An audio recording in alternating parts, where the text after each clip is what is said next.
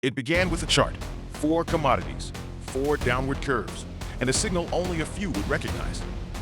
Elena Ruiz had seen patterns before, but never one like this. Propylene, benzene, butadiene, crude oil, all falling in perfect alignment. These falling prices weren't just numbers, they were the lifeblood of entire industries.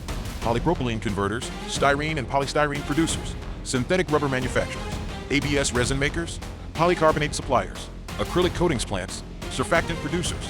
Every derivative tied to these feedstocks was about to shift. In this world, pricing doesn't move instantly. It moves with a 1-month lag. When the index falls today, the derivative price falls next month. Elena saw the opportunity. If prices were falling and derivative costs followed with a 1-month lag, the smartest move was simple. Wait, be patient. Let the derivative pricing fall first. What began as one company's strategy became a global phenomenon. Every delay amplified the next. Every pause pulled the market further down. The world wasn't collapsing.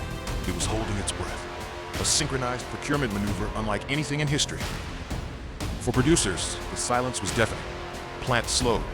Forecasts fell. Entire supply chains drifted into stillness.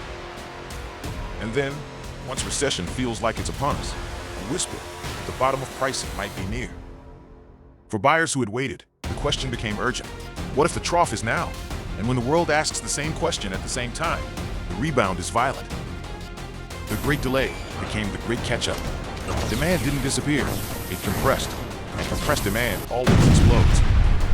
In the end, it wasn't just a chart, it was a warning, a signal that triggered the largest procurement pause in history, and the shockwave that followed.